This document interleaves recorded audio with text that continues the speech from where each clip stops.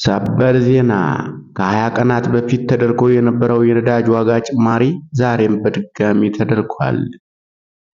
ግብጽ በሱዳን ሌላ ትይዩ መንግስት እንዲመሰረት እንደማትፈቅድ አስታውቃለች። የአገሪቱ አንድነት እንዲጠበቅም አሳስባለች። ፕሬዝዳንት ትራምፕ በኢራን ላይ የከፋ ጥቃት እንደሚሰነዝሩ አስጠንቅቀዋል። የሆርሙዝ ወሽመጥም በተፈጥሯዊ ሁኔታ ይከፈታል ሲሉ ተናግረዋል። ጤና ይስጥልኝ ክቡራንና ክቡራት የቻናሌ ቤተሰቦች፣ ለሰዓቱ ያዘጋጀኋቸውን አጫጭር ዘገባዎች ወደ እናንተ ይዤ ቀርቤያለሁ። እስከ ፍጻሜው ድረስ አብራችሁኝ እንድትቆዩ በአክብሮት እየጋበዝኩ ለቻናሉ አዲስ ከሆናችሁ ሰብስክራይብ፣ ላይክ እና ሼር ማድረግ እንዳይዘነጋ። ወደ ዝርዝር ዜናዎች አልፋለሁ። ከ20 ቀናት በፊት ተደርጎ የነበረው የነዳጅ ዋጋ ጭማሪ ዛሬም በድጋሚ ተደርጓል። የንግድና ቀጠናዊ ትስስር ሚኒስቴር አዲስ ተግባራዊ የሚሆን የነዳጅ ምርቶች ችርቻሮ መሸጫ ዋጋ ተመን ይፋ አድርጓል። ይህ አዲስ መመሪያ ባለፈው መጋቢት 1 ቀን 2018 ዓ.ም ወጥቶ ከነበረው ተመን ጋር ሲነጻጸር በሁሉም የነዳጅ ውጤቶች ላይ ከፍተኛ የዋጋ ጭማሪ መታየቱን ያረጋግጣል። ባለፉት 20 ቀናት ውስጥ የታየው የዋጋ ልዩነት በዝርዝር እንደሚከተለው ቀርቧል።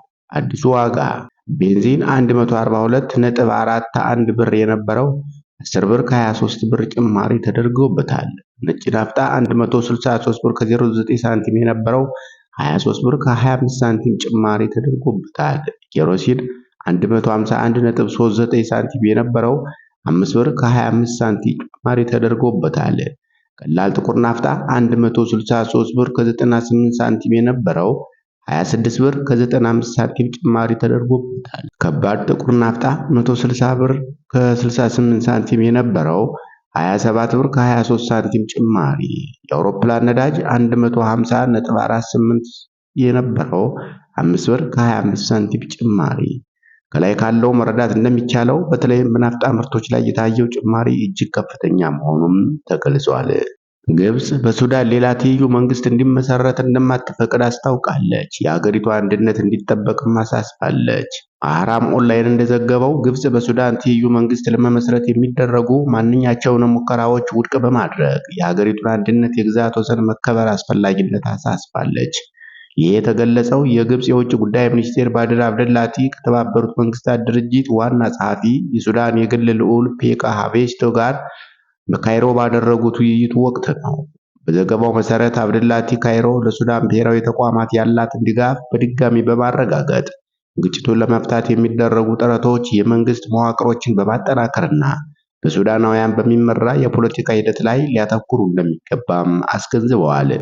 ሚኒስትሩ የሱዳኑን ሉዓላዊነት ማስጠበቅ ያለውን ጠቀሜታ በማስመር ግጭቱን ሊያራዝሙ ከሚችሉ የውጭ ጣልቃ ገብነቶች አስጠንቅቀዋል። እንዲሁም ግብጽ ተቀናቃኝ የአስተዳደር አካላት መመስረትን አጥብቃ እንደምትቃወም በድጋሚ አረጋግጠዋል። በተጨማሪም ሚኒስትሩ የእርዳታ አቅርቦትን ለማመቻቸትና የሰላም ዜጎችን ስቃይ ለማቃለል በማለም ለተሟላ የተኩስ አቁም ስምምነት እንደ መነሻ እርምጃ ሰብአዊነትን መሰረት ያደረገ ጊዜያዊ የተኩስ አቁም እንዲደረግ ጥሪ አቅርበዋል። በሰላማዊ ዜጎች ላይ እየተፈጸመ ያለውን ጥቃት የዓለም አቀፍ የሰብአዊ ሕግ ጥሰት ነው በማለት ያወገዙ ሲሆን ወሳኝ የሆኑ መሰረተ ልማቶች ሊጠበቁ እንደሚገባም አሳስበዋል። ፕሬዝዳንት ትራምፕ በኢራን ላይ የከፋ ጥቃት እንደሚሰነዝሩ አስጠንቅቀዋል። የሆርሙዝ ወሽመጥም በተፈጥሯዊ ሁኔታ ይከፈታል ሲሉ ዝተዋል። የአሜሪካው ፕሬዝዳንት ዶናልድ ትራምፕ በሰጡት መግለጫ እየተባባሰ በመጣው ጦርነት ዙሪያ ጠንካራ ማስጠንቀቂያዎችን ያስተላለፉ ሲሆን በሆርሙዝ ወሽመጥ መዘጋት ምክንያት በዓለም አቀፍ የነዳጅ አቅርቦት ላይ የተጋረጠውን ስጋት ግን አሳንሰውታል። ፕሬዝዳንቱ ስለ ስትራቴጂካዊው የሆርሙዝ ወሽመጥ በሰጡት አስተያየት አሜሪካ ከማንኛውም መስተጓጎል ነፃ መሆኗን ገልጸዋል። ዩናይትድ ስቴትስ በሆርሙዝ ወሽመጥ በኩል የምታስገባው የነዳጅ ምርት የለም ማለት ይቻላል። ወደፊትም አታስገባም፣ አያስፈልገንም ያሉት ትራምፕ በመንገዱ ላይ ጥገኛ የሆኑ ሀገራት ግን ለመተላለፊያው ጥንቃቄ ሊያደርጉና ሊንከባከቡት ይገባል ብለዋል። በዓለም አቀፍ የኤነርጂ ገበያ ላይ ስጋቶች ቢኖሩም ትራምፕ ግጭቱ ሲያበቃ ሁኔታው በራሱ እንደሚፈታ እምነታቸውን ገልጸዋል።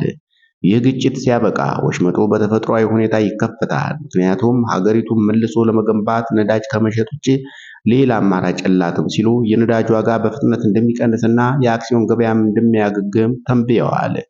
የአሜሪካው ፕሬዝዳንት ወታደራዊ ዘመቻው በቅርቡ እንደሚጠናከርም ሲጠቁሙ የአሜሪካን ወታደራዊ ግቦች በአጭር ጊዜ ውስጥ ለማጠናቀቅ መንገድ ላይ ነን።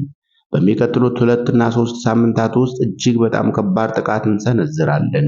በጣም በአጭር ጊዜ ውስጥ ወደሚገባቸው የድንጋይ ዘመን እንመልሳቸዋለን ሲሉም አስጠንቅቀዋል። ኢራን በተመሳሳይ የኢራን ጦር ቃል አቀባይ አሜሪካ እጅ እስክትሰጥ ድረስ ጦርነት እንቀጥላለን ሲሉም ተደምጠዋል።